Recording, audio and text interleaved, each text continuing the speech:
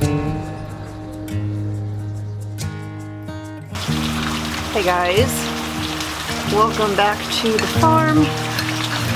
So you can probably hear it is raining, and I may actually end up going in the house because I think it's starting to pick up again. It's pretty much been storming all day today, and which kind of worked out for me in that I was forced to stay in the house.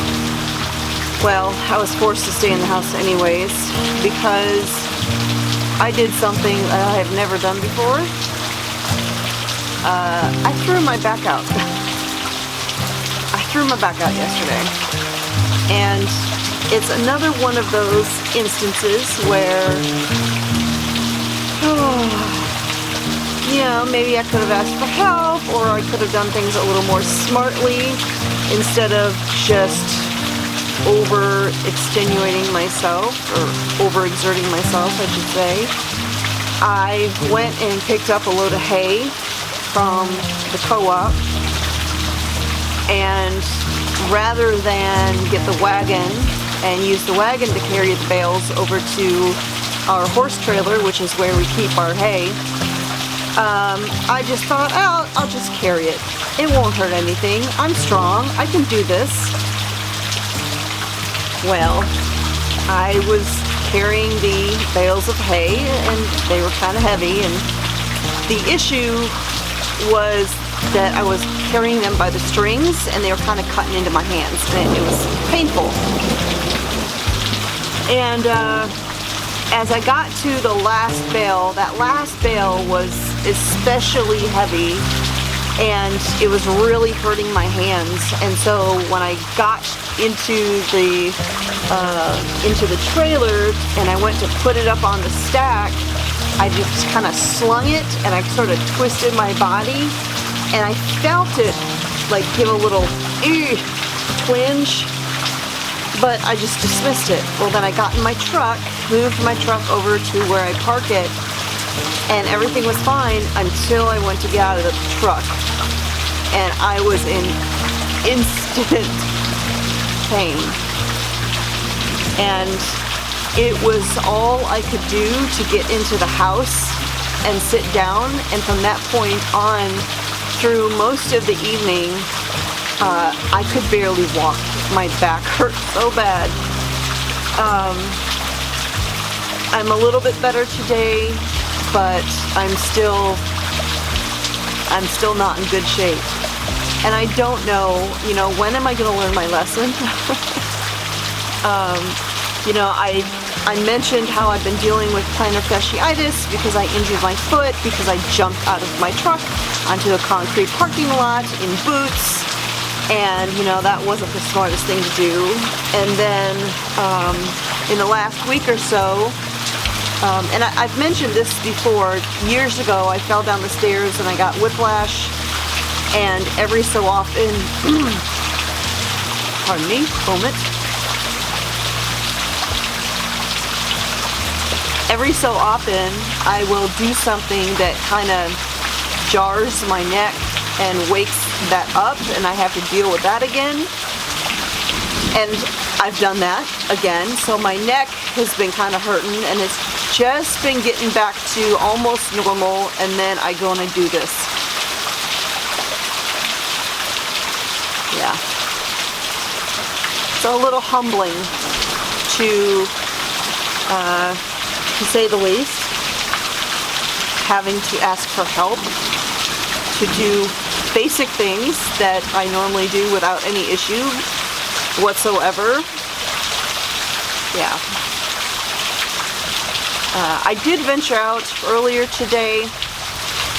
I ran to the store. I needed to pick up a little bit of extra potting soil for my tomatoes.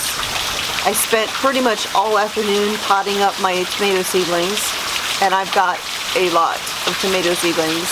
But when I went to the store, I asked them at the counter if they could get somebody to put the bags in my truck for me.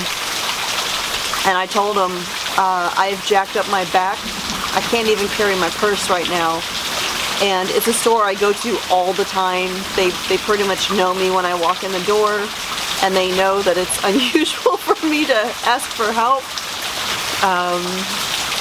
So yeah, they were very very compassionate, helped me out and all of that. So like I said, I've been potting up tomato plants all afternoon. I have no idea how many's even in there. I've got to count them. There's a lot, way more than I'll ever need. So between the peppers and then the tomato plants, I think what I'm going to end up doing, I'll plant as much as I want. Then I'll see, I've got a couple local friends who do a little bit of gardening, and I'll see if they want any. And then I think I'm going to look into, I'm getting rained on, getting splashed. I think I will look into picking up a grower's permit so that I can then go to the farmer's market and do a plant sale. I think that will be the best option because I've got a lot of tomatoes and peppers in there. I've got about 64 pepper plants, which is way more than I need. I will probably only plant at tops maybe 20. So, you know, 40 plus extra plants that I can sell. And then the tomato plants, kind of the same situation. I'm going to plant as many tomato plants as I can, but I've definitely got an excess. So I think I'm going to move to the back porch, which has a little bit more of an overhang, because I'm getting splashed here.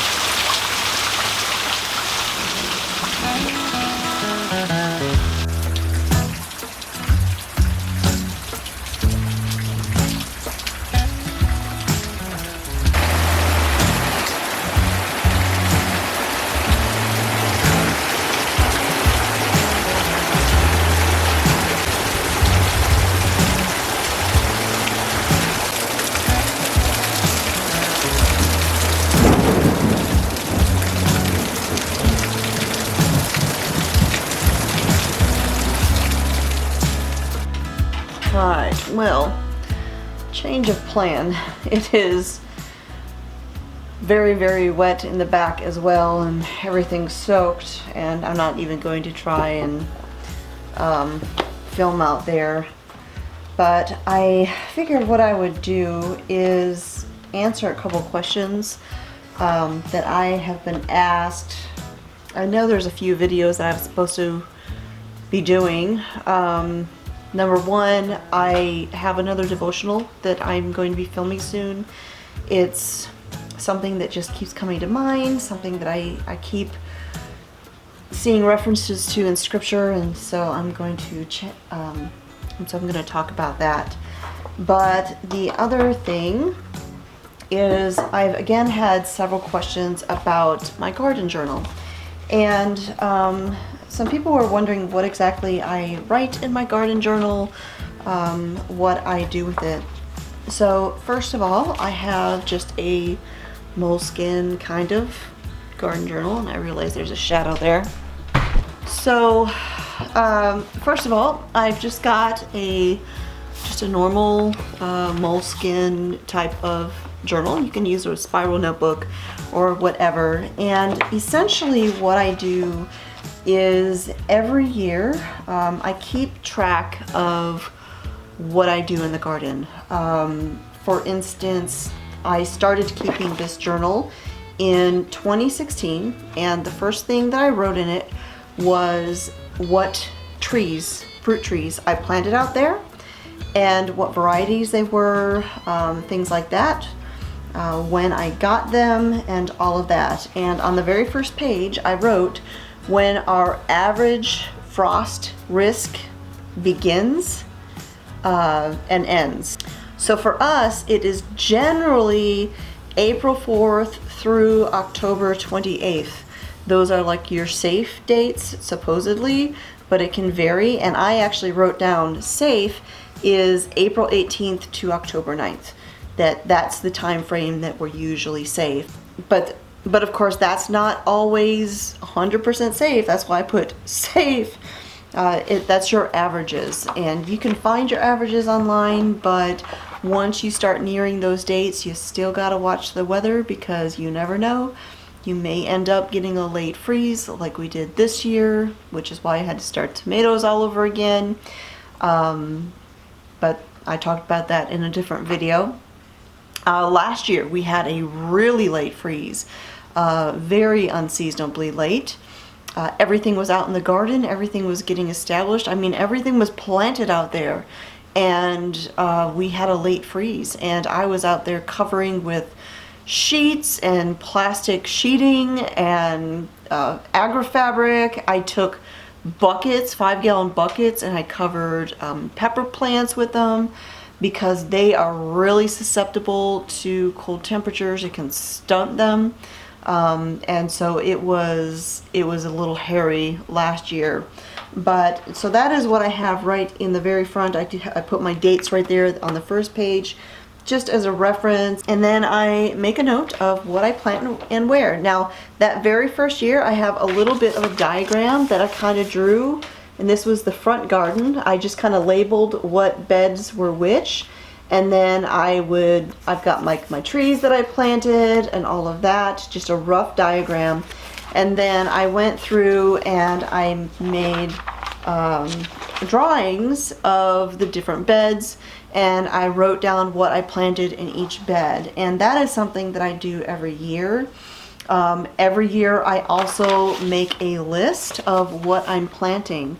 So I make a list of what they are, what the variety is, and where I got the seeds. And I do that so that if I have something that I really, really liked, I can look back and remember exactly what variety they were and where I got those seeds, just in case I lose the seed packet or something like that.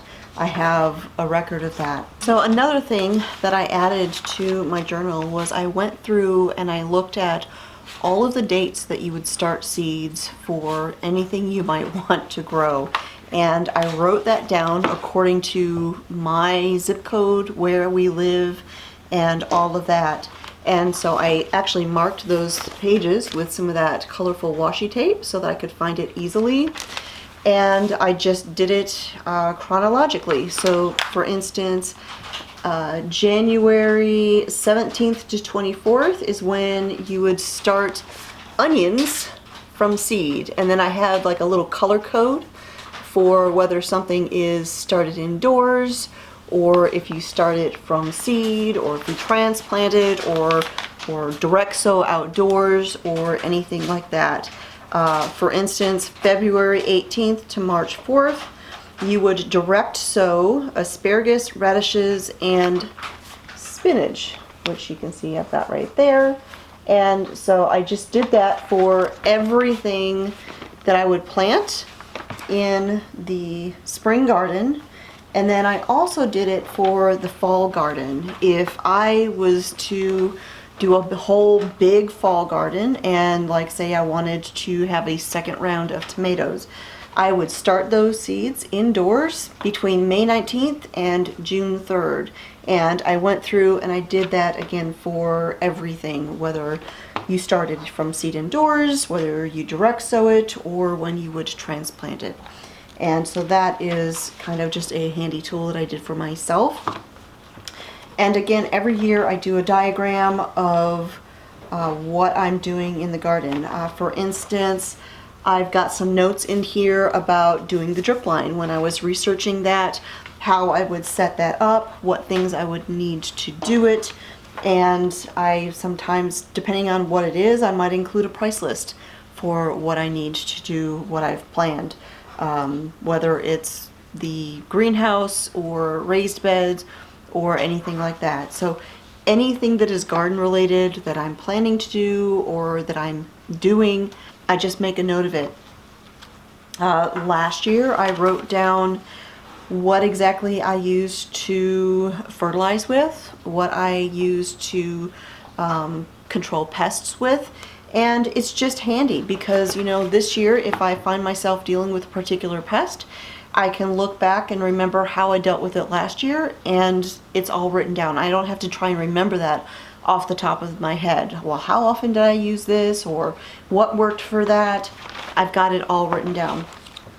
And like I said, I will go through and I will make a diagram every year of the gardens, and I will write down what I planted where, just because I find that very helpful to do.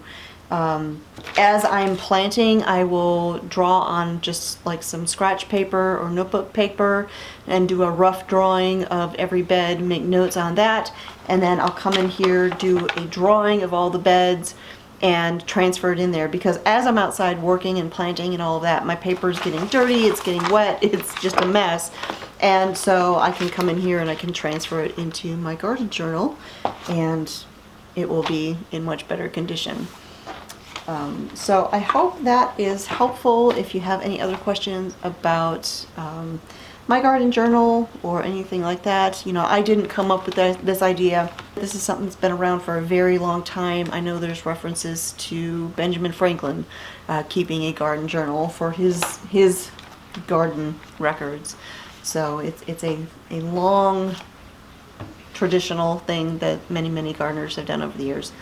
But that's how I do mine. So that is it for today. Thanks for joining us here on a very rainy afternoon. I will talk to y'all next time.